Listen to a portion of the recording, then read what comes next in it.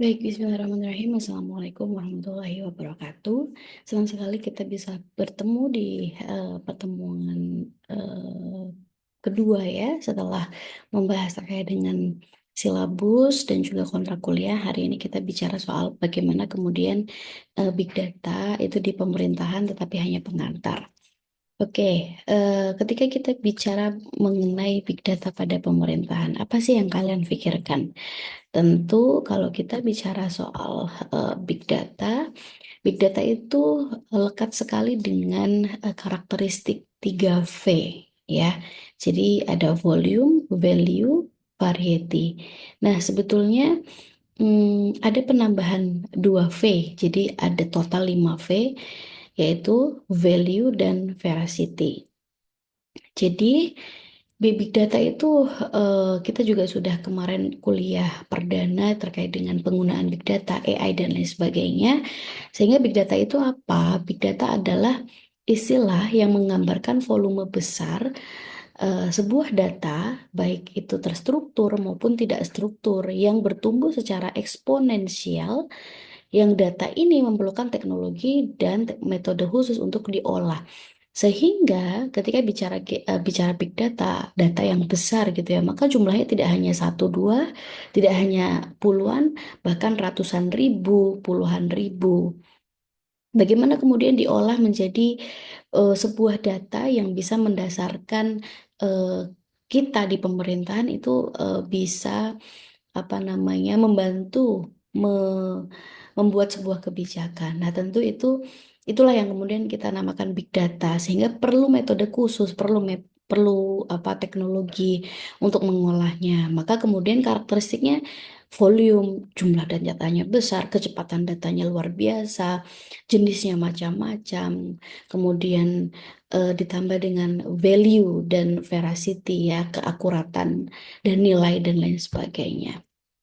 Nah, bagaimana kemudian big data itu tumbuh, big data itu ada. Nah, ketika kita bicara mengenai sejarah dan evolusi, maka yang pertama akan kita bicarakan adalah perkembangan teknologi informasi. Kita bicara soal revolusi industri, ya, kita bicara soal dulu revolusi industri 1 sampai ke 4 gitu ya, dari mesin, kemudian setelah itu website, kemudian setelah itu berkembang di era sekarang, era AI dan lain sebagainya. Nah, itu adalah perkembangan teknologi informasi yang kita tidak bisa hindari. Nah, bagaimana kemudian transformasi digital di pemerintahan? Pemerintah ini di berbagai negara, tidak hanya di Indonesia, telah mengadopsi teknologi digital untuk meningkatkan efisiensi dan layanan yang menghasilkan akumulasi sebuah data dalam jumlah yang besar. Maka kalau kita bicara kaitannya dengan apa namanya digital government gitu ya, salah satunya adalah menggunakan apa namanya big data sebagai dasar untuk mengambil keputusan yang dimana nanti ya dapat meningkatkan efisiensi, efektivitas dan lain sebagainya. Nah, tentunya kalau kita bicara soal evolusi hal ini juga didasari karena lonjakan data di era modern. Masifnya penggunaan perangkat digital, media sosial, IoT, Internet of Things, menyebabkan lonjakan data yang sangat besar dan signifikan di era modern ini. Bahkan ketika kita bicara soal Indonesia gelap, anggaran efisiensi, dan lain sebagainya, kemudian banyak orang yang berkomentar di Twitter, itu tidak hanya per sekian menit ya, bahkan sekian detik yang posting sudah berapa orang. Nah, tentu itu yang kemudian kita sebut sebagai data ya. Ya, jadi itu hanya di Twitter, belum lagi kalau di Instagram, TikTok, media sosial lainnya. Nah, apa sih manfaatnya big data? Nah, mungkin teman-teman juga sudah sering mendengar ini ya, bahwa big data itu membantu pengambilan keputusan yang lebih baik jika big data datanya benar gitu ya. Datanya akurat. Nah, bisa bisa membantu pemerintah untuk mengambil keputusan yang lebih baik. Karena berdasarkan jumlah data yang besar, bukan didasarkan data yang hanya satu dua orang atau hanya sifatnya top down gitu. Kalau kita bicara soal kebijakan publik. Yang kedua adalah efisiensi operasional. Tentu penggunaan data yang besar bisa memberikan apa namanya kebermanfaatan efisiensi dalam sebuah perusahaan maupun di pemerintahan itu sendiri ya, mengurangi biaya, meningkatkan produktivitas. Dan yang terakhir adalah optimalisasi layanan publik. Kenapa? Big Data membantu pemerintah dan organisasi publik dalam meningkatkan layanan kepada masyarakat dengan lebih efisien dan responsif. Sehingga ketika banyak yang komen jalanan rusak, kemudian hujan terus-terus aspalnya kualitas jelek dan lain sebagainya, tidak menunggu demo dulu, tetapi hanya melihat dari situasi di dunia maya gitu ya, laporan-laporan yang ada dan lain sebagainya, bukti itu juga bisa langsung take action, jadi lebih responsif pemerintahnya. Nah, bagaimana kemudian implementasi big data di pemerintahan? Ya, kita tahu bahwa big data itu tidak hadir sendiri. Kita membutuhkan infrastruktur dan teknologi. Yang pertama adalah kebutuhan hardware dan software. Nah, perangkat lunak dan perangkat keras gitu ya. Pemerintahan memerlukan hardware dan software yang canggih untuk menangani volume data yang besar. Server dan penyimpanan data yang cepat serta perangkat lunak analitik adalah sebuah esensial. Kenapa seperti ini? Karena ketika kita bicara soal data yang sangat luas dan pemerintah tidak siap dengan kedua hal ini, maka tentu ini adalah hal yang bohong gitu. Jadi data tidak bisa diolah dengan baik. Sehingga pemerintah harus mampu apa namanya, memberikan atau memfasilitasi dalam kaitannya hardware dan juga software. Yang kedua adalah computing awan atau kita sering sebut cloud computing. Cloud computing ini penyimpanan ya, penyimpanan. Nah, ini kita bicara soal cyber security, di mana apa namanya, ketika kita bisa mengakses data yang sangat luar biasa cepat, kemudian banyak, tentu pemerintah juga harus memikirkan bagaimana keamanan data. Nah, sampai hari ini banyak penelitian yang mengatakan bahwa ya, pemerintah Indonesia tidak siap dengan security di big data. Kenapa? Karena sistem yang dibangun masih menimbulkan banyak permasalahan. Kemudian yang ketiga adalah integrasi sistem.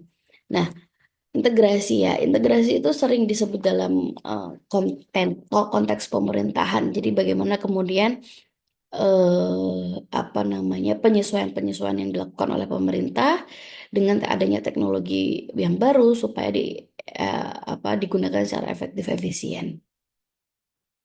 Nah, sekarang kita bicara soal pengumpulan dan pengelolaannya. Sumber data pemerintah berasal dari mana? Berasal dari kependudukan, data kesehatan, pendidikan, keuangan, semuanya. Atau data itu bisa mudah didapatkan di BPS, tetapi tidak semua data BPS itu bisa di-share ke kita, ke umum, ya. Kadang-kala kita harus membeli data karena memang tidak bisa publish ya secara general, atau tidak boleh banyak orang yang tahu. Nah, sebenarnya sumber data pemerintahan itu juga bisa dikaitannya dengan eh, berita-berita news, kemudian apa namanya, eh, di Twitter, kemudian di TikTok, masyarakat bagaimana kemudian mereka, kita bicara soal era demokrasi digital ya, bagaimana kemudian orang menyuarakan pendapat itu di dunia media dan lain sebagainya. Nah, bagaimana tekniknya? Tekniknya bisa melalui survei, sensor yang saya bilang tadi, BPS, laporan-laporan lapangan, platform digital itu saya seperti tadi TikTok, Instagram, kemudian apa namanya, Twitter dan lain sebagainya. Automatisasi dalam pengumpulan data memainkan peran penting karena langsung, jadi oh ini langsung di crawling dan lain sebagainya. Nah, tentu itu ya tadi bicara soal infrastruktur. Nah, analisis dan pemanfaatan eh, data data pertama adalah kaitannya dengan analisis data. Analisis data itu kan statistika, prediktif, deskriptif dan lain sebagainya, teman-teman. Ini ini kita bicara soal bagaimana data itu bisa dianalisis dan disajikan dengan baik. Kemudian yang kedua adalah penggunaan AI dan machine learning. Tentu era sekarang menggunakan AI dan machine learning itu tidak bisa dihindari ya.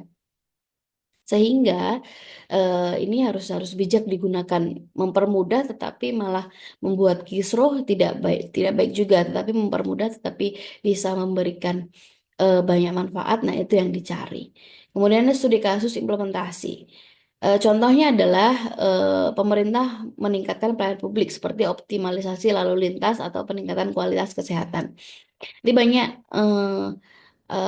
apa aplikasi yang coba diintegrasikan atau dibuat oleh pemerintah guna meningkatkan layanan publik. Nah, contohnya adalah Jogja punya JSS, kemudian ada di Surabaya, Bandung, sebagai percontohan ya. Nah, nanti dicek eh, apa namanya contoh-contohnya. Nah, ini yang saya katakan, keamanan dan privasi. Jadi data pribadi itu harus dilindungi, tetapi di Indonesia persoalannya adalah data kita tidak 100% bisa dilindungi oleh pemerintah kita sendiri. Nah, kebijakan keamanan data ini sebetulnya sudah ada surat keputusan, tetapi belum dipakemkan atau regulasinya masih masih kurang untuk apa meningkatkan perlindungan data dari masyarakat kita. Nah, kenapa akibatnya atau kenapa kok bisa itu?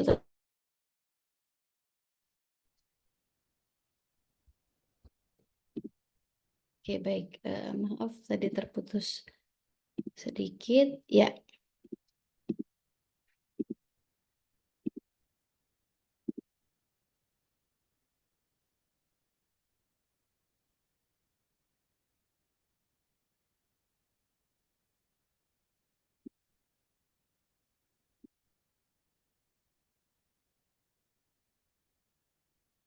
oke. eh